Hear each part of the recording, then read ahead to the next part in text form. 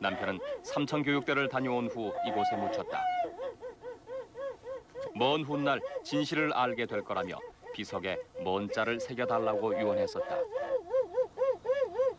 죽으려면은 그냥 내 앞에 차라리 죽으면 나도 죽을 텐데 산에 올라가서 밤에 목을 매는 연습을 해다가도 엄마 내려와가지고 엄마 5분만 참으면 될 텐데 그걸 사람들이 두렵다는 윤병열 씨.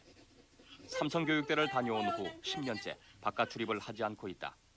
그 대신 깊어진 자기 증오로 죽음을 생각하지 않는 날이 없다고 한다.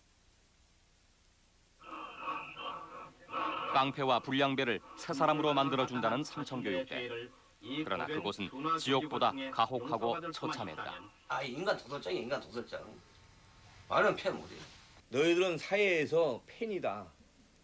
전두환 대통령이 너희들을 이 봉으로 때려가지고 이 사회에 나오면 1년 내지 길어도 2년 안에 다 죽게 끓은 골병을 들이라고 했다. 악의 상징처럼 사회악이란 이름으로 끌려가 인권을 뺏기고 처절하게 파괴돼야 했던 4만 명의 사람들. 그러나 그들의 고통과 눈물은 철저하게 외면당했다. 88년 정부 발표 사망자 54명, 후유증 사망자 397명. 그러나 이 엄청난 죽음과 희생은 은폐되고 왜곡됐다.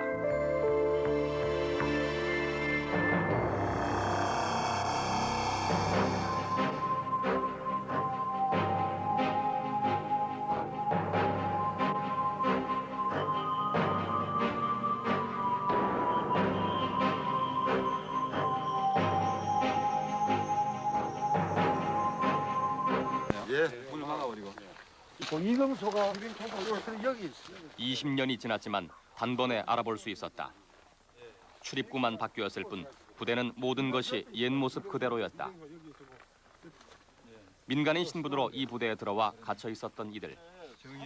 그들은 이제 전과자가 되어 다시 돌아왔다. 전부 한데 이 담만 인생을 송두리째 앗아갔던 삼천교육대의 악몽을 만난 곳이 바로 이곳이다. 비행 들어가고 밤새도록 군인들이 군가 부르고 도중엔 총 쏘고 하늘에 헬리콥터가 떠가고 촬영하고. 삼천교육대 최대 집단 소요 사태가 일어났던 27사단. 잊고 싶었지만 결코 잊을 수 없었다. 억울하게 끌려왔던 삼천교육대에서 또다시 겪어야 했던 처절한 사건. 그것이 아직도 그들을 괴롭히고 있었다. 나이 18살에 깡패를 했어. 무슨 깡패를 했어, 끼야. 정부 너무해.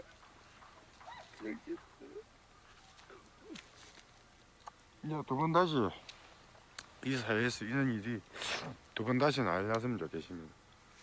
정치하는 사람들 각성해야 되고요. 아무리 힘없고 배운 거 없다 하지만 이렇게 너무 무시하고 철진지하게 이렇게 밟아서는 안 된다고 저는 생각합니다. 두 번 다시 이런 일 없어야 되겠지. 81년 10월 1일 국군의 날. 연병장에서는 군인들이 가족들과 체육대회를 하고 있었다. 감호생들에겐 밖을 내다보지 말라는 지시가 떨어졌다. 그러나 누군가 그 명령을 어기자 술에 취한 군인이 감호생을 구타하기 시작했다. 해방이 다 돼가니까 김씨가 술이 막 되고도만 인사에 와. 봤습니다. 사집 때문에 다 개새끼야. 솔직히 군대 생활하면 내보다도 나도 중사로 제대로 했는데요. 신호비 시작하면 군부를 보니까 차라리 열중시가 때리는데 이건 말부터. 그러니까 애들이 안에서 웅성웅성 일났죠. 이제. 사건은 순식간에 집단 소요로 번졌다. 그동안 쌓였던 울분이 폭발한 것이다. 감호생들은 대대장과의 면담을 요구했다. 그러나 면담은 거부됐고 그 사이 군인들은 무장을 하고 진압을 준비하고 있었다. 시위가 계속되자 발포가 일어났다. 결국 감호생 우광천과 17살 남일홍이 총에 맞아 사망했다. 감호생이 총 맞았다 해야 돼. 그래서 뛰내려왔어요. 뛰내려오니까 이 문이 좁으니까 저희들이 나가는 출구가 좁으니까 그 철조망 울러 매도로서 이렇게 이제 올려가지고 거리 넘어오다가 여기에 총 맞아 빗는 거예요.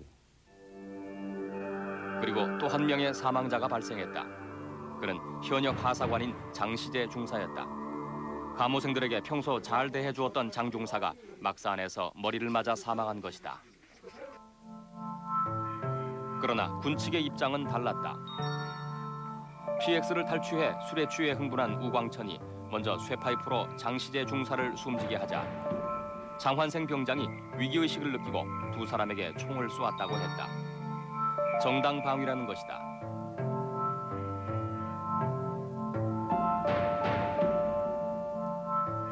아닙니다. 그건 절대 아닙니다. 그 당시에는요, 우리 감호생이 먼저 죽었고, 우리 감호생이 죽기 이전에 군인들은 전부 다 그 철조막 군 부대 막사 밖으로 다 나가버렸습니다. 그 있은 사람들은 제가 다 찾아다니는데요. 무전실에 세 사람을 제한 나머지는 전부 다 군부대 밖으로 다 나갔습니다. 군인들이 없었습니다. 다음 날 끝까지 집단 행동을 했던 감호생 71명이 헌병대에 연행되고 25명의 감호생이 구속됐다. 그러나 장중사를 때려 숨지게 한 감호생은 밝혀지지 않았다. 총을 쏘았던 군인은 정당 방위가 인정됐지만 감호생들에겐 변론의 기회조차 주어지지 않았다. 제 이름이 신동기요 소리도 못했어요. 부르면 대답만 하고 이랬었고 헌병이 사람 하나에 2명씩 딱 장신 딱 해가지고 머리 총 딱 대고 이렇게 서명만 하면 딱 일었으면은 검사가 구형하고 오후에 판사가 무기, 사형, 뭐 15년 이런 식이었어요. 위에서 오다가 떨어졌다 얘기입니다. 그 사람들은 군법에서 허용하는 최대의 행을 주라고. 주해명은 사회보호법 위반, 초소침범과 특수절도 등 그 어디에도 군인 살해에 대한 언급은 없었다. 그러나 이들에겐 엄청난 형량이 떨어졌다. 감호생 13명에게 무기징역에서 5년형이 구형됐다. 그렇게 그들은 감옥에서 최후의 삼천교육대 생으로 살아가야 했다. 그동안 우리 사회의 저변에서 선량한 국민을 괴롭혀온 각종 독소를 뿌리뽑아 계엄보고 13호로 발표된 사회학 일소 특별조치. 전두환 신군부는 모든 준비를 마치고 있었다. 5월 31일 국보위를 설치하면서 국정 전반을 장악하고 정권 창출을 위한 사전 정지 작업을 해나간다. 국보위는 김종필, 이후락 등 구여권 핵심 인사들을 부정축제자로 몰아서 재산을 헌납하도록 했으며 장관급에서 하위직 공무원에 이르기까지 대대적인 숙정을 단행한다. 사회 정화란 명목으로 진행된 삼천계획은 마지막 5호 불량배 소탕 계획을 통해 일반 국민으로까지 그 대상이 확대된다. 사회정의 구현을 위한 불량배 소탕 계획. 그것이 바로 삼천교육대인 것이다. 국보위가 기획하고 계엄사가 주관한 검거 작업은 검찰과 경찰이 계엄군의 협조를 받아 전국에서 일사불란하게 진행됐다. D-Day를 정한 군경 합동 작전은 무차별 연행으로 이어졌다. 드랍시 차가 그 계엄용 이게 두르고 한 30놈이 그냥 총 들고 막 전부 차에 타라 이거요. 파출소에서 오락하는데 내려가 보래. 아무 죄 없으니까 얘기하면 나올 거래. 그래서 나도 또 아무 죄가 없으니까 내려가 봐. 죄 없으니까 뭐 우리는 아무 죄 없으니까 올 거 아니야 하면 그랬더니 아니 가더니 안 오는 거예요. 최우선 검거 대상은 폭력사범과 현행범들이었다. 그러나 문신이 있는 사람들이나 전과자들이 사회학이란 이름하에 주된 검거 대상에 포함됐다. 문신만 하면 다방한테서 다 손 들어갖고 손 내밀어서 문신만 그걸 끌어가는 거야. 그리고 지나가다가 도시군 모여서 전과 있으면 끌고 와버려. 그냥 어떻게 살라고. 그게 무슨 죄가 있어요. 이런 종이 하나에 이름이 나와 있어요. 아무개면 개똥이 무슨 뭐 이렇게 다 나와 있어갖고 그게 제가 보기에는 한 50명 되는 것 같더라고요. 명단이 의미하는 것은 무엇인가? 경찰에서는 이미 불량배 소탕 계획이 발표되기 한 달 전부터 물밑 작업에 착수했었다. 준비가 여기 땅 한다 그러니까 너희들 재료 수집해놔라. 그런 기한을 줘야지 갑자기 해라 그러면 다 도망거리고 뭐 어디서 찾아. 미리 그런 거 돼서 각서에서 준비가 됐을 거예요. 명령이 내려온 거는 그러니까 공무원 대비로 비밀 내가지고 내려왔던 거죠. 그냥. 그러니까 미처 뭐 주민들이라든가 모르고 그 당시에 밥세가 전과자 명부가 있어요. 병원. 그 전과 전명부로 대상으로 해가지고 전과가 많거나 아무튼 그 주변에 있는 그 5번 불장매들 선별해가지고 그 작업을 했던 거죠. 당초 계엄사가 계획한 검거 인원은 2만 22명. 그러나 사전 준비된 리스트와 유흥가 등에서의 대대적인 집중 단속으로 2주 만에 무려 3만 명을 검거했다. 무리한 검거가 뒤따를 수밖에 없었다.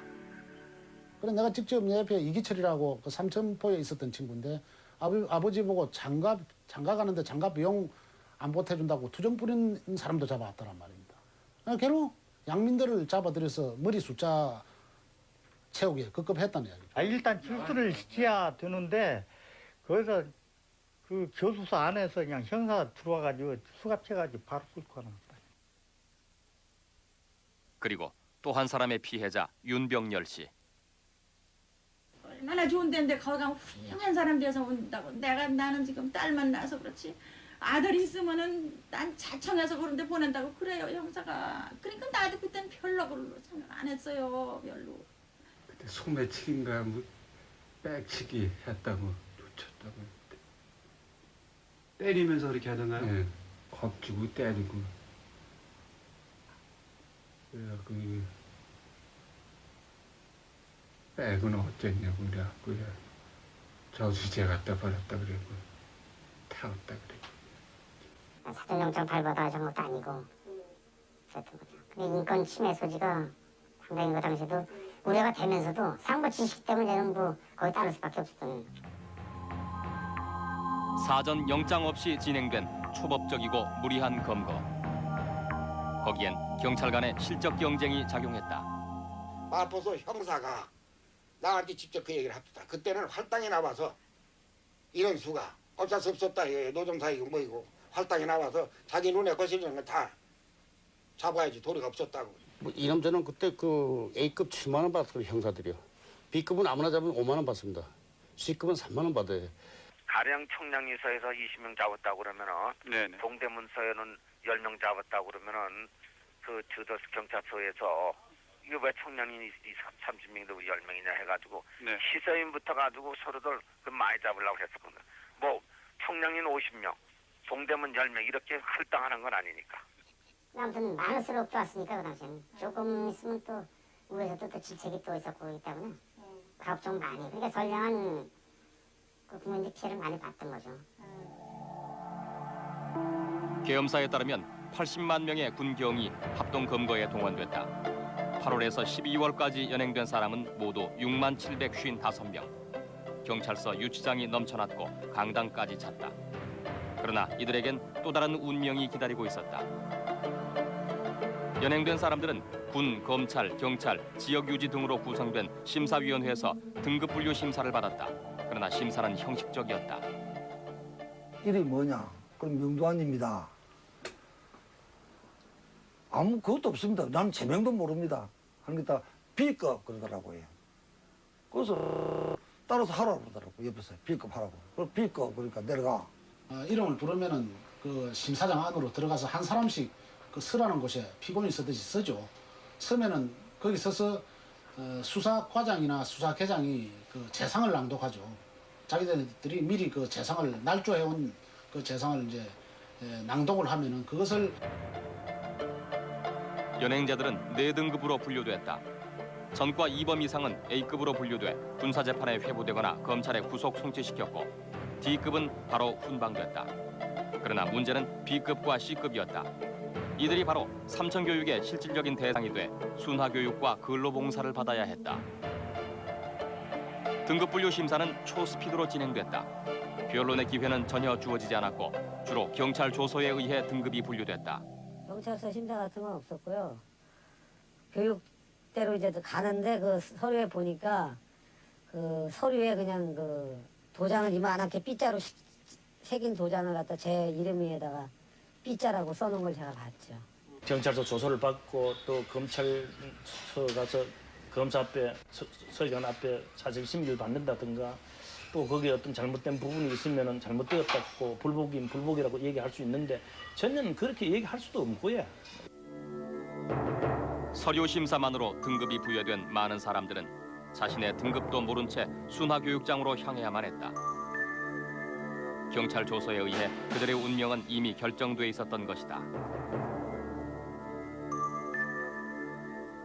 또 어떤 그 대상이 있을 때 그래서 30개 보내야 된다. 정말 악질적이고 뭐 그렇다고 할 때는 A급에 기준되는 그 용어를 사용했던 거죠. 범죄수법이 악랄하고 뭐 주민들하고 융화가 안 되는 뭐 그런 식으로 했던 거죠. 그 지침이 내려와 있을 거예요. 분류별로. 그 맞게끔 구성해서 갖췄던 거죠. 기초 수리금 해가지고 군인한테 남겨주고, 그렇지 않으면 검사가 하는데 뭐 형사들이 해준 거 가지고 본인한테 직접 신문해서 형사 중에 맞나 안 맞나 확인하고 맞다 그러면 그냥 넘어가는 거죠.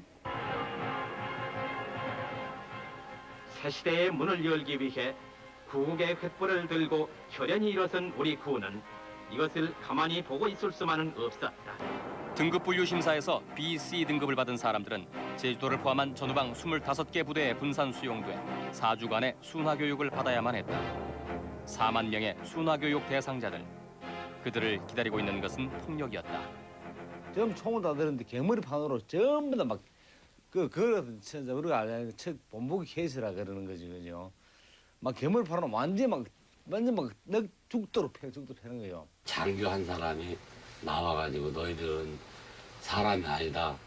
인간 자체를 포기하라. 입소와 함께 기선을 제압하기 위한 공포 분위기가 조성됐다. 그리고 그것은 현실로 나타나기 시작했다. 이른바 시범 케이스를 두는 것이었다. 훈련 중에 그 한 사람을 지목을 해가지고 그리고 시범 케이스라 그러지.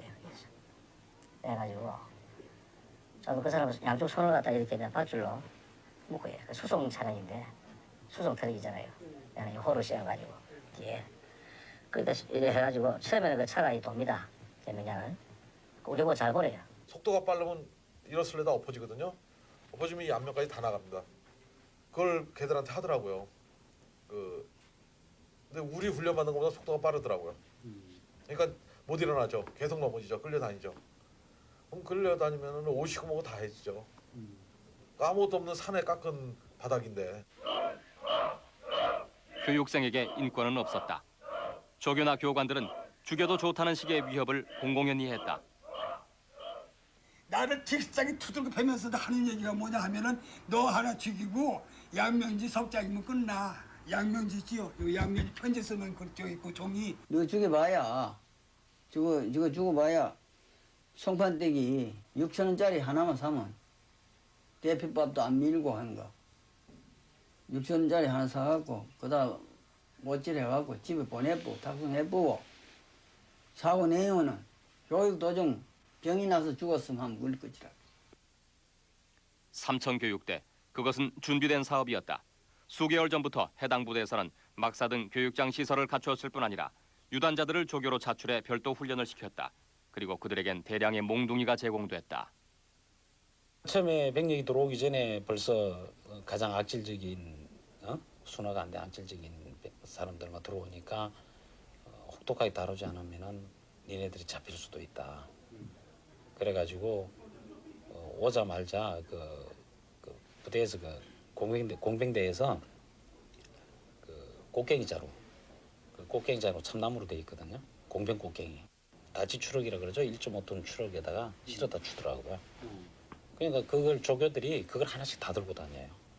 케이스들이 들을 거니까 전방에 무조건 순화 계획 들어오고 전방에 이 김치, 부축 사용 올 거니까 만약에 말 안 하면 이게 빠따로 생각한다. 군대 말을 빠따. 형식적인 규율은 존재했지만 무의미했다. 군인들에게 서약서나 수칙들은 지켜지지 않았다. 조교들의 명령이 곧 법과 규칙을 대체했다. 실제적으로 내무반 안에서 행해진 매일 그 일석조모 때마다 그 우리가 암송하고 암기하고 우리가 매일같이 숙지한 거는 정말 수련생 수칙이 제가 지금도 기억나는 거는 뭐 주면 주는 대로 먹는다. 뭐 때리면 때리는 대로 맞는다. 내가 물어봐 질문해가지고 답변이 틀리다든가 이럴 때는 명상이고, 덕고, 인간이야, 개. 우리가 말하는 지금 현재 사회에서 말하는 개치고 있던 거지, 개치고. 뭐, 기절은 죽든, 그 시간만큼은. 그래서 죽어나가는 사람들이 있었던 거고. 순화교육은 가혹했다. 심한 훈련으로 많은 사망자가 난 33사단. 경무는 맞는데 다리 있는 요리 생겼거든. 윤옥자 씨와 박춘화 씨는 이곳에 아들과 남편을 보냈었다. 그러나 그들은 온전하게 퇴소하지 못했다. 집에 오니까 각혈을 해요. 얼마나 두들 팼든지 피를 덩어리로 각혈하니까 이것들이 하도 하니까 내보내는 거예요. 한 번은 막 기침을 하면은 진짜 세수 따라 반세수 때 피가 나오는 거예요. 그날 저녁 잘 묵고 엄마 내가 갔다 올게. 얘 왜 가니? 그게 가지 마라. 죄 없는데 가면 어때요? 그렇게 하고 갔습니다. 그렇게 하고 가던 날 만에 신체를 받았으니 가혹한 구타 뒤에는 지휘관들의 직접적인 동료가 있었다고 한다. 이 중에서 말 안 들리고 쉽게 말하면 반항한 놈이 있으면 사살해 좋다. 뭐 사살한 표현은 확실히 모르겠습니다. 그거는 사단장이에요. 그럼 말 안 들으면 그 자리에 쏴주기 좋다. 그런 식으로 이야기를 한 걸 기억해요. 특수교육대에서는 더욱 잔혹한 집단 폭력이 가해졌다. 2명 이상은 집어넣질 않아요. 꼭 구타를 당해야 될 사람 한 사람, 조교들 한 5명 이런 식이 되더라고요. 더 이상 어디로 빠지고 도망갈 데가 없는 딱 쉽게 얘기하면 뭐 돼지우리다 이런 식으로 만들어 놓고 그 안에서 유단자들이 패니까 이건 뭐 막고 이러는 건 자기가 그냥 무식죽으로 한두 번 막는 거지 못 견뎌요. 그건. 88년 국회에 제출된 이 부대의 사망자 수는 4명. 이들은 공통적으로 입소 초기에 집중적으로 사망했다. 그러나 4명 모두 질병사인 것으로 공식 발표됐다. 확실한 건데 질병으로 사망은 안 하죠. 그렇게 그 어떤 곤봉으로 치고 뭐 맞고 이랬는데 이게 뭐 질병으로 죽지 않고 거의 타박이나 어떤 뭐 장파열이나 그런 식으로 어쩌면 뭐 뇌에 어떤 출혈이 있어서 죽겠죠. 그거는 저가 실제로 저는 사실 염은 실제는 안 했거든요. 염은 안 했지만은 보통 그 같은 내용만 들어오면 군인들이 보통 뭐 개인처럼 무슨 가정에 들어온 것도 아니고 같이 내용을 있으면서 이야기를 하는 거죠. 그런 거는 뭐 삼척동자도 알지 않겠습니까? 멍든 자리가 이 사람이 죽으니까 꼬매지더라고요. 그래가지고 그거를 그러니까 니들도 그러면 이렇게 맞아 죽으니까 봐라 그러고 화장실 옆에다가 거적대기 씌워놨어요. 샘플로. 그냥 거기다가 맞아 죽는 사람은 거기 갖다 놨다가 실어보내고. 벨길로 채가지고서는 장자가 터져가지고서는 그 물이냐 왜 코로 질질 나오는 거 가지고서는 지금 여기 삼촌 교육대 들어와가지고 너무 잘 먹는다 이 말이야. 우리가 지금 먹고 있는 것이 중류급 이상의 그 음식을 갖다가 먹고 있다. 그래서 너무 잘 먹어가지고서 배 터져 죽었다고 이렇게 얘기하는데 내 눈에서 쌍불이 나더라니까요.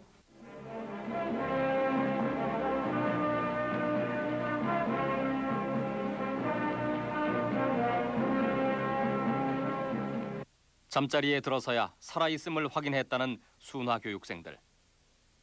그러나 언론은 한 줄의 진실도 보도하지 않았다. 심지어 연출이 그 자리를 대신했다. 지금부터 한자봉이나 문신 입고 그런 새끼들 앞으로 딱 나와 그런다고 선착순 빨리빨리 나오라고 한다고요. 집합시키면 일단은 일렬로 서 있잖아요 사람들이. 그러다가 나오라 그러면 딱 나와가지고 이제 저희 같은 경우 그런 경우가 있으니까 빨리 나가야 될 거 아닙니까. 그럼 봐가지고 조금 더 심한 놈은 더 앞으로 세우고 좀 덜 심한 놈은 좀 뒤로 세우고. 악의 상징처럼 꿈틀거리는 문신, 공갈 협박에 톡톡이 한 몫을 했던 칼자국 등이 이들은 지금 한없이 부끄러울 뿐이다. 문신이 있는 사람을 그 목봉 체조할 때 최고 앞에다 내세워요. 내세우고 안 나오려고 하면은 그 당시 하랑 담배를 몇 값씩 주겠다. 이 기막힌 사실을 여러분은 어떻게 생각하십니까? 반성이 강요되기도 했다. 저는 눈물을 흘리고 반성합니다. 눈물에는 여러 가지 눈물이 있습니다. 저는 여기에 들어올 때 슬픔과 증오의 눈물을 흘렸습니다. 지금은 자매의 눈물을 흘리고 있습니다, 여러분. 이들은 사회정화 운동의 주된 대상이었다. 그리고 계속해서 삼청교육대로 내몰렸다. 한 달여 동안 12,900회 사회정화 결의대회가 열렸다.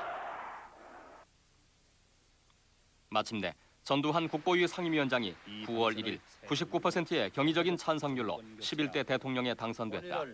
제11대 대통령으로 선출해 주신 통일주체 국민회의 대의원과 군문에서 터득한 귀한 체험을 통해 악몽 같은 순화교육이 시작된 지 4주 후 1차 순화교육 대상자 9,600명이 대대적인 환영을 받으며 퇴소했다. 수련장을 떠나는 날 몇 푼 안 되는 돈이지만 선뜻 방위성금으로 내놓을 만큼 이들은 몰라보게 달라졌다.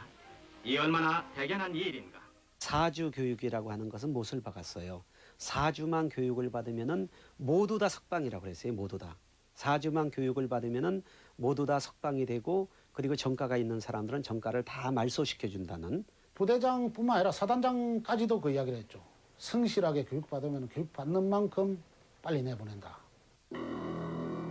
4주 교육 후 사회로 복귀시킨다는 약속은 지켜지지 않았다. 퇴소증 대신 날아든 것은 근로봉사 지원서였다. 한 막사에다 몰아넣어가지고 군인이 와서 쭉 종이조끼를 주는데 보니까 지원서라고 썼더라고요. 지원서 해놓고서 나는 국가를 위해서 헌신, 뭐 근로봉사 6개월을 지원합니다. 그거는 저들이 그렇게 해야만이 나중에 어떤 근거를 남기기 위해서 뭐 반강제를 띄우던 그때는 총불을 겨놨으니까 한마디로 총불을 겨누면서 이 새끼들 전부 찍어 했으니까. 이른바 B급. 이들은 전방 20개 부대로 또다시 이동 배치돼 수용됐다. 그리고 진지구축, 전술도로공사 등의 군부대 노역에 강제 동원됐다. 국토건설단은 공무기간이 1년이며 군대와 똑같은 대우. 근로봉사대는 62년에 발족한 국토건설단에서 차관됐다. 노동력 확보를 위해서 병역 미필자를 대상으로 실시했던 국토건설단은 69년 3차 모집에서 폭력배와 치기배를 대상으로 실시됐다. 말은 근로봉사지만은 노역이죠, 노역. 꽃갱이 메고 산 메고 그냥 군복 입고 끌려가서 그냥 산 하나를 파라 그러면 산 하나를 팠고, 그리고 사격장 만들면 사격장 만들고, 내가 만든 사격장만 해도 아마 그 부대에 가서 만든 게 한 서너 개 정도 만들었습니다. 군인들도 그렇게 했어요. 너희들 때문에 강원도 지도가 다 바뀌었다 했거든요. 그 강원도 사이라고는 산은 안 타본 산이 없습니다. 그리고 근로봉사 과정도 순화교육과 성격이 다르지 않았다. 근로봉사는 가혹 행위를 대신할 명분에 불과했다. 그 근로봉사는 내내 이제 와서 예. 하는 거죠. 그러니까 보도로 걸어오면은 작업 한 30분이나 1시간 하면 값이 가야 돼요. 꽃게의 삽 걸어오면. 앞에 총 하면은 우리는 꽃게의 삽이 우리 무기니까요. 앞에 총 해가지고 굽어옵니다. 군인들의 작업이 근로봉사 대원들에게 부여됐다. 되는 것 같아. 저기서부터 굴려갖고 요 밑에 떨어지면은 그걸 모아가지고 그걸 두 사람씩 쥐고. 이를테면 복합적으로 올 때는 노동을 빙자한 강제 구공. 그것이 근로봉사였다. 현대판의 노예 아닙니까? 예? 이보 아우지 탄건 안 가봤지만 아우지 탄간도 그런 안 실 겁니다. 또 신발 다 벗겼으니까 갈대를 비니까 우리 그냥 갈대가 비는 게 아니라니까 고통 주기 위해서 하는 거요. 아니 그 갈대 갖다 그 버리고 오는 거요. 근데 거기서 진짜 우리가 봉사냐 이 말이지. 그래 거기서 이걸 비면 이제 찔리잖아요. 여기 팔에. 고통 거기다 추운 데다가. 그 사람이 가장 기본적인 게 그 밥 먹을 때 밥 못 먹고 잠잘 때 잠 못 자는 게 그 짐승 아니에요? 짐승만도 못한 거 아니에요? 그 사람들은 그걸 못했으니까요. 잠자시 잠 못 잤죠. 힘든 노동해야죠. 밥 제대로 못 먹어야죠. 그럼 뭐 이게 전쟁 포로지 이게. 81년 1월까지 만여 명이 전방의 혹독한 환경에서 근로봉사를 해야 했다. 극심한 구타와 가혹 행위는 계속됐다. 밤 12시, 1시에 나가면 앉으면 집파 호갈 부릅니다. 안 나가면 막 죽는 거지, 그는 안 나가면. 참나무 이 몽둥이 같은 거를 들고 오면은 낫으로 한 가지를 5cm 정도씩 남겨놓고 날카롭게 이 가지를 친단 말입니다. 그러면 날카로운 그 가지들이 뾰족뾰족한 가지들이 참나무 몽둥이에 붙어 있는 거예요. 그거를 들고서 알몸으로 기는 그 우리의 가슴이나 잔등이나 허벅지를 사정없이 조교들이 내리치는 거예요. 그러면은 이 꽁꽁 얼은 이 온몸은 그냥 이 장작이 뽀개지듯이 뽀개지는 거예요. 살이. 하여튼 죽으라면 죽으는 신용해야 돼. 안 하면 죽은 뭐 무조건 패는데. 이게 뭐 내가 어떻게 뭐 구두로 할당하겠는데 구두까지 이렇게 살라고 사람들이. 기본적인 인권마저 짓밟힌 채 강제 노역과 가혹 행위에 시달려야 했던 사람들. 그들이 과연 우리가 알고 있듯 사회 깡패고 전과자고 악질 범죄자였을까? 근데 전과 몇 범 이런 식으로 기억하는 거는 정확하게 기억이 나요. 전과 18범, 전과 17범. 그런데 앞에 전과라고만 했지 뭐 폭행 전과다, 뭐 예를 들어서 뭐 무슨 전과다 이런 전과의 타이틀은 없었어요. 그렇게 많이 좀 이렇게 많이 부풀려져 많이 억울하다고 호소하는 사람들이 꽤 있었거든요. 나 억울하다. 전혀 재수 같지 않았어요. 사람들이 저는 교도소에서 온 줄 알고 좀 살벌하겠다 이렇게 생각했는데 뭐 양복 입고 추리닝 바람 뭐 이런 사람들이었어요 전부. 그리고 어떤 사람들은 진짜 내가 딱 봐도 농사 짓는 사람 같은 사람들. 사실은 무서운 사람도 있었고 막 온몸에 문신한 사람들 이런 사람도 있었고 근데 더 평범한 사람들이 더 많았던 것 같아요. 없어요. 폭력배가 어디가 있어요. 폭력배 그런 건 다 미리서 알고 다 경찰로 다 찍고 짜고 다 나가버리고 뭐 그거 들도 안 했어요. 여기 사진에 있는 분들은 지금 어떤 분들이시고요? 전부 그 주목계통에 계시는 분들입니다. 전부. 예외적으로 청송감호소까지 3년을 갔다 온 주목계의 원로급인 조일환 씨. 그의 연행 자체가 홍보수단으로 이용될 정도였다. 68년 3,000명의 A급 폭력배로 구성된 제주도 국토건설단에도 갔다 온 조 씨는 삼천교육대에는 폭력배들이 결코 다수가 아니었다고 말한다. 한 우리가 전체 한 10,000명을 놓고 볼 때 한 30% 왔을 거예요. 그 30% 중에 순화 교육을 받고 나간 사람이 거의 한 70% 되고 그러면은 뭐 한 그렇게 하고 마지막까지 청송까지 온 사람은 그래서 5%나 되는지 모르고 하여튼 전부 다 해서 한 50명이 안 됐어요. 네, 그렇지. 검거 대상자였던 폭력배들이 가지 않았다면 대체 누가 갔던 것일까? 일용직 노동자들의 숙소였던 이곳에선 무려 70여 명이 단체로 강제 연행됐다. 공수부대 그 사람들이 한 몇십 명이 와가지고 여기서 들어닥쳤습니다. 네. 들어닥쳐갖고 여기서 완전히 포위가 되었어요 양쪽으로. 그래가지고 여기 와가지고 일어나라고 무조건 잠자는 거 갖다가 일어나라고 강제로. 그래서 이제 우리 다 일어났습니다. 그래서 왜 그러십니까? 일어나면 무릎 다 끌어 여기서 여기 당시 이곳 2, 3층은 지객군, 막노동꾼, 행상, 엑스트라 등 어렵게 사는 서민들이 싸게 잠을 자던 숙소였다. 죽는 사람 쪽으로 앉고 죽는 사람 분리시켰다니까 양쪽에. 네, 그래가지고 이제 데리고 나가더라고. 근데 바깥에 보니까 차가요. 2대가 딱 돼 있더라고요. 그때 그냥 막 강제로 실어버린 거죠. 그래서 이제 용산 경찰서로 끌려가게 된 겁니다. 이 사람 백성현 씨의 형 농현 씨는 정신지체 장애인이었다. 그가 연행될 이유는 그 어디에도 없었다. 근데 그분은 그 몸도 바보야 바보. 우리가 흔히 말하는 바보야. 나도 창피해서 같이 간다죠. 창피해서 멀리 나도 우리 형인데도 같이 붙어서 부모들 다 죽었는데도.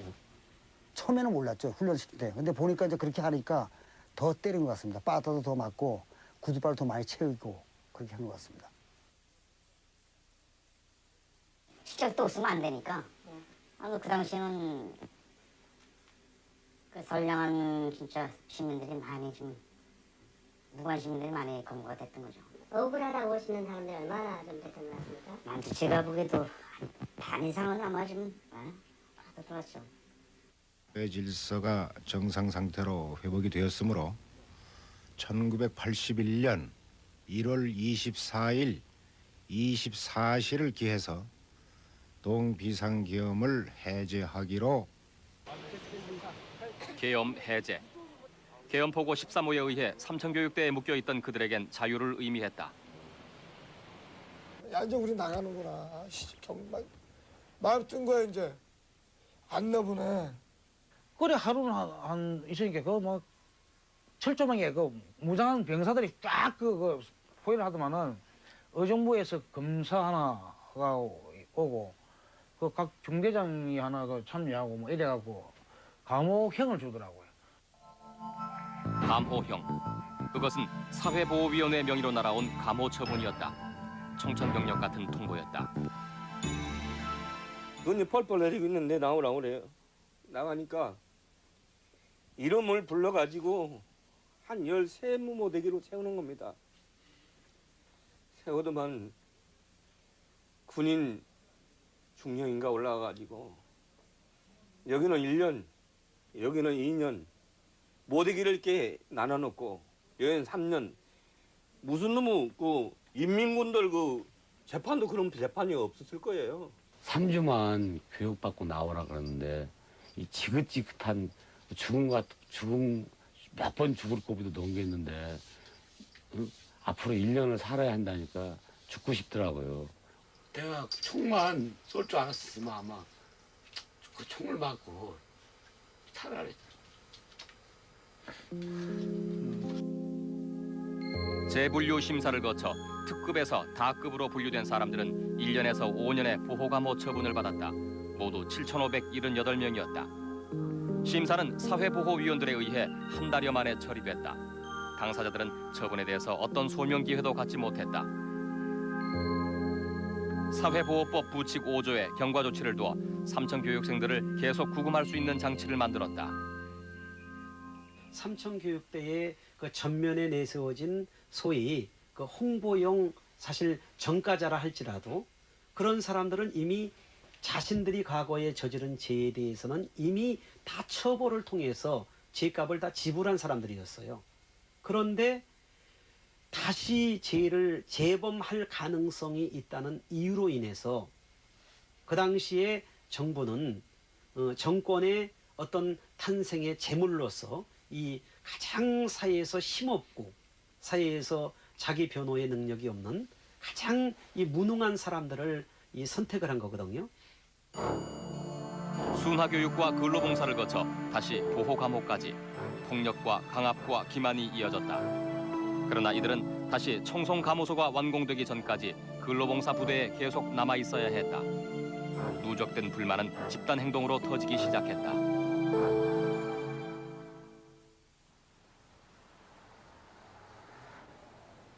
(81년 6월) 어린 아들을 업고 첫 면회를 다녀온 김선엽 씨는 일주일 만에 남편의 사망 통지서를 받아야 했다. 남편 전정배 씨가 군의 발포로 허벅지에 총상을 입고 사망한 것이다. 다리를 맞았는데 왜 죽어요? 다리를 맞았는데. 안 그래요? 우리가 상상해도 다리를 맞았는데 왜 죽었겠어요? 응? 이게 그 자리에서 피를 쏟아고 그대로 죽은 거지. 그러니까 맞아갖고 얼마나 아파서 못 견뎠겠어요. 응? 얼마나 아파서 못 견디고 몸부림을 치다가 죽었겠어요. 그걸 한번 상상해보세요. 사건이 발생한 것은 삼청교육대로 인한 강제구금의 장기화로 불만이 쌓일 대로 쌓였던 때였다. 81년 6월 20일 그날 장교들이 감호생을 구타하자 집단 항의로 이어졌던 것이다. 10개가량 있었습니다. 의정부 지청 검사 불러달라고. 처음에 시작은 노인네 때문에 됐는데 이제 다들 억울한 마음이 드는 거 아니야. 그분들이 그 당시 내가 그랬던 요구 조건은 뭐냐면은 사단장과의 면담을 요청한다. 사회정화위원장과의 면담을 요청한다. 정식 재판을 받게 해달라. 뭐 세 가지였거든요. 단순한 거거든요. 4시간의 사단장 면담 요청에도 군측이 불응하자 감호생들은 스크럼을 짜고 의정부로 가서 검사를 직접 만나겠다며 진출을 시도했다. 감호생의 대열이 뒤에서 밀리면서 저지선을 넘자 발포가 일어났다.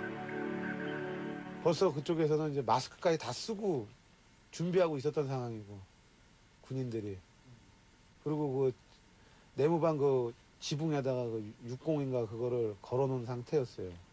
총을.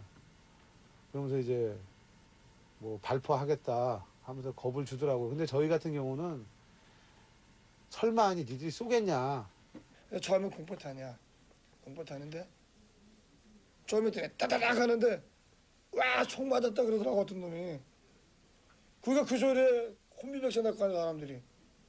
지금 여기가 지금 그때 맞은 총탄 많은 사람들이 총에 맞았다. 김 씨는 군인들이 총을 쏘기 시작하자 막사 안으로 피하다가 입구에서 총을 맞고 쓰러졌다. 그러나 군 측은 땅을 향해 위협 사격을 했을 뿐 감호생들을 향해서 총을 쏘지 않았다고 주장했다. 그때 사용한 총알은 모두 40발뿐이었고 감호생들이 도망간 막사를 향해서도 총을 쏜 사실이 없다고 말했다.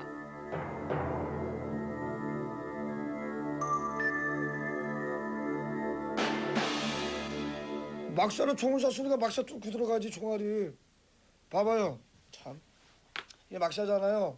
그럼 여기서 총을 쏘면 뚫고 나갈 거 아니야. 그 장면인데 뭐 그럼 우리 죽으라고 쏜 거지 그러면. 사람들이 총에 맞으니까 그 기관포에 맞고 그러니까 사람들이 맞으니까 비명도 못 지르고 막 그냥 거꾸러지고 그러더라고. 그래서 나는 너무나 무서워가지고 땅바닥을 기어가지고 내무반 안에 들었는데 내무반에다가 막 총을 쏘더라고요. 계속. 기관단총 M60이 그 텐트 지붕을 쏴가지고 텐트 그 지붕이 뻥 뚫렸다고 하더라고요. 총알에 날렸다고. 그러나 공식 사망자 1명 이외에 추가 사망자가 있다는 증언이 취재 과정에서 나왔다. 내무반 안에 있다가 술탄이 막사를 이렇게 뚫고 들어와서 그냥 아니 여기를 간통을 해버렸어. 가슴을요? 네. 왼쪽 가슴을요? 네. 가슴을 해가지고 이 뒤로 피가 덩어리가 무대기 피가 계속 팍팍 쏟아져. 내가 전정배가 죽었고 우리 거기서만 거기 막사에서만 2명이 죽었어요.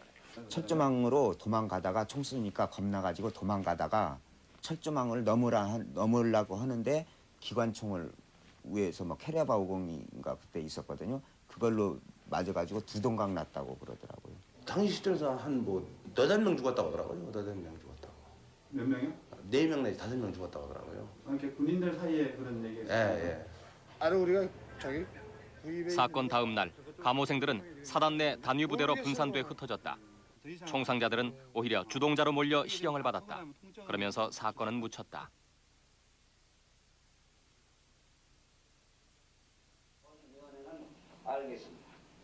베일에 가려져 있던 삼천교육대의 피해 내용이 처음 세상에 드러나기 시작한 것은 88년 국회 청문회에서였다. 50명의 사망자에 대한 의혹은 대부분 사망자 수와 사망 원인에 모아졌다.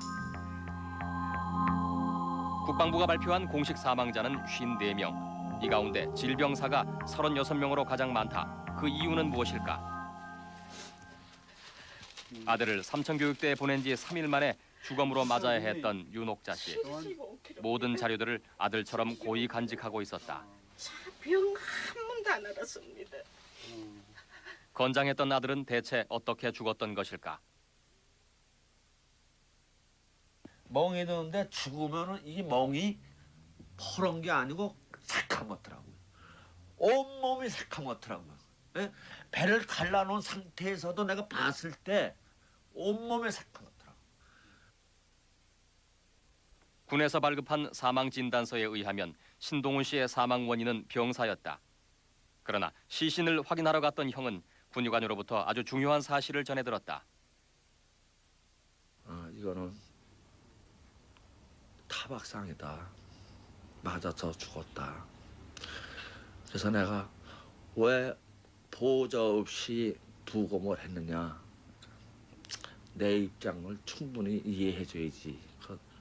다른 얘기 없었어요. 사진은 다른 것들은 헌병대 조사에서도 신동훈의 동료들은 그가 집단 구타 당했다고 증언했다. 한 12시에 조교 5명이 오더니 자전거를 뒤집어 씌워갖고 그냥 끌고 나가서 그 도라무통 있잖아요. 옛날에 그 기름통 도라무통 거기다 물을 받아놓은 상태였던 모양이에요. 거기다 그냥 집어넣었던 모양이에요. 그러고 끄집어내고 몽둥이로 패갖고 이제 결과는 질병사라고 쓸 수밖에 없었고 그렇다고 군의관이 처신 있게 아닙니다. 나는 이렇게 못합니다. 왜 사람이 맞아 죽으면 되게 질병사입니까? 하고 군대에서는 그거 통하지 않나요? 군대란 특수적인 조직에서는 그게 통하지가 않는 거예요. 질병사로 발표한 36명은 과연 질병사인가? 이 가운데 구타사는 없을까? 질병으로 죽었다고 우리는 무조건 질병이죠. 죽으면은 질병으로 죽었다고 이렇게 보고를 하십니까? 질병으로, 노화로, 훈련 중 사망. 내가 우리 교육생 중에서 한 명을 구타를 해가 죽였는데 그걸 갖다 보고를 했다 하네요. 예? 그럼 내가 구타를 해가 죽였다 해가 보고를 하는 게 없다는 이야기라. 그런 감을 잡고 있는데 예를 들어서 내가 그 보고 그룹을 보고 저 뭐 팔 하나 빠지는 건 뭐 대수롭지 않지. 이렇게 생각하면 간이 부을 수밖에 없잖아요. 조교 자체도. 사망 원인이 변질되고 사망에 대한 은폐가 있었다면 정부의 공식 사망자 수 54명은 설득력이 떨어진다. 추가 사망자가 밝혀지고 질병 사망자의 의혹이 제기되면서 묻혀진 의혹이 밝혀지기도 했다. 인근실 씨 부분도 제가 공식 석상에 국회에 나가가지고 이야기 함으로 해가지고 폭로함으로 해가지고 그것이 보태진 숫자지. 실제 여기 안에 질병으로 죽은 사람도 있을 것이란 말입니다. 질병으로 죽은 사람 외에 정말 사고사 당한 사람들, 죽은 사람들, 구타당해 죽은 사람들은 의도적으로 이게 포함을 안 시켰다고 봐야 됩니다. 사망자 수와 처리에 대한 한 삼천교육대 조교의 증언은 충격적이었다. 1개 연대에서 11명. 11명이요? 네. 근데 그걸 내가 제대로 하니까 아무것도 없더라고요. 죽으라는 아무것도 없더라고요. 아니, 실제로 11명이 죽었는데도 죽은 그 어떤 기록이나 어떤 그런. 왜 아무것도 없더라고요. 내가 제대로 나서. 그럼 그 사람이 다 어떻게 된 겁니까? 맞아보니까 전부 다 탈염병으로 다. 그 사람들 교육생이 죽었을 때는 사고체가 탈염병을 보고 해보니까. 탈염병으로요? 예, 나부터도 탈염병으로. 내가 죽였어도 탈염병으로 보고 해보니까. 대부분의 사망자는 자체 처리됐다고 했다. 정부에서 돈이면서 하나 시켜요, 저희들한테. 그러면은 그 매장을 한다는 얘기네요? 그러니까 그런 거 없는 거 아닙니까? 안 매장을 한다는 말씀인가요? 그런 것이 맞단 말이죠. 일단 하려면 근거가 남는 거 아닙니까? 근거를 안 남겼으니까. 그렇게 하시면 근거 안 됩니다, 무조건. 자체적으로 그냥 좀 매장을 하든지 어떤 식으로 처리를 했다는 그 말씀. 아니, 그 자체는 다 처리했죠. 그리고 사망자 가운데는 노숙자 같은 무연고자가 많다고 했다. 근데 아무 죄 없이 들 놈들은 다 안 받을 거 아닙니까? 노숙자들이나 아니면 술 먹고 그냥 삐쩍삐쩍 하다가 그냥 타치잡혀서 걸려 들어오는데 그냥 그 부자는 놈들 그 사람들이 부자는 사람들이 없어지면 왜 그 사람들이 없어지는 거예요? 반말을 하니까요. 그렇죠. 당연히. 88년 국정감사에서 정부는 상당수 삼천교육 관계 서류를 보존 기한이 지나 폐기했다고 답변했다. 게다가 삼천교육대 입소자 수는 있지만 퇴소자에 대한 기록은 없다. 광주 민주화운동 또 1980년 공직자 해직과 삼천 교육대 사건, 인권 침해 사례 등 지난 시대의 잘못된 공권력의 행사로 억울하게 피해 입은 분들에게 보상과 함께 명예회복이 되도록 하겠습니다. 정부는 피해자 신고 접수센터를 설치하고 접수에 나섰다. 이에 따라 신고한 사람은 모두 3,221명. 54명의 사망자 이외에 397명의 후유증 사망자, 그리고 2,800명의 장애 상해자가 접수됐다. 엄청난 피해 내용이었다. 그러나 이후 정부는 이들에게 아무런 대답을 해주지 않았다.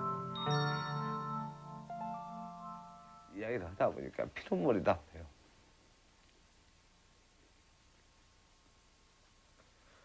지금도 저녁이면 내가 개버린 2알씩 아니면 잠을 못 잡니다. 진짜 그래요. 그래도 누구한테 하소연을 합니까? 엄마를 합니까? 그거 갔다 왔고 이렇게 두드려 맞고 온 몸이 졸리고.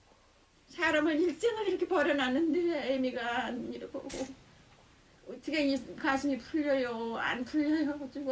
죽어도 썩지도 않을 것 같아 지금 생각하면. 죽어도 썩지도 않아. 길 가는 사람 행인 뺨한대 안 때리고 도로변에 침 한 번 안 받고 그래가 잡혀갔습니다. 그런데 1년 몇 개월 동안 갔다가 거기서 보내고 아주 젊은 청춘입니다. 혈기가 왕성할 때에 20대 초반에 잡혀갔습니다. 거기서 나오니까 30대가 훌쩍 넘어 비슷비다. 내가 제일 짚고 들어가갖고요. 그랬으면 억울하지도 않고 아무렇지도 않아요. 내가 자기네들한테 마약 그것도 없어, 권리도 없습니다.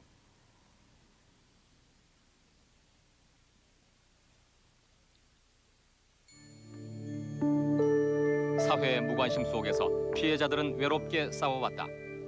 명예회복과 진상규명을 위해 빚을 얻어가며 91년부터 소송을 시작했다. 그러나 언제나 결과는 기각이었다. 손해배상 청구 소송의 시효가 지났다는 이유였다. 국회의 특별법 제정 약속 역시 번번이 공수표로 끝나고 말았다. 회기내 처리가 안 돼 늘 자동 폐기됐다. 문민정부, 국민의 정부가 들어서서도 상황은 달라진 것이 없었다. 그러던 중 작년 7월 비로소 작은 승리를 받아냈다. 20년 만에 얻은 유일한 법적 성과였다. 그것은 노태우 대통령의 배상 약속 불이행에 대한 위로금 지급 결정이었다. 네 몸은 내가 더 죽는데 말어. 네 몸은 나를 더 죽는데 말어. 창호 씨는 정신병원만도 수없이 옮겨 다녔다. 가출을 밥 먹듯이 하고 아무 곳이나 다쳐 들어오기 일쑤였다. 그리고 이번엔 자청해서 병원으로 들어왔다. 그 옷걸이 그걸 가져와서 총이라고 들고 선풍기를 때려주고 선풍기가 막 대가리가 부서진 짓이 있어. 그 와그를 거의 훈련식이 다 하는 기라. 그런 짓을 하고 내 잡으러 왔다 그만. 내 안에 잘못된 거 없습니다. 내 잘못된 거 없으면 맨날 그런 소리만 하지. 80년 여름 해수욕장에서 수영복 차림으로 연행됐던 창호 씨. 삼청교육대 1년을 다녀온 직후부터 정신분열 증세를 보이기 시작했다. 그것이 어머니에겐 한이 되어 쌓였다. 1980년 전두환 정권에 의해 실시된 삼청교육대의 희생자들. 지난 22년은 이들에게 기만과 침묵의 세월이었다.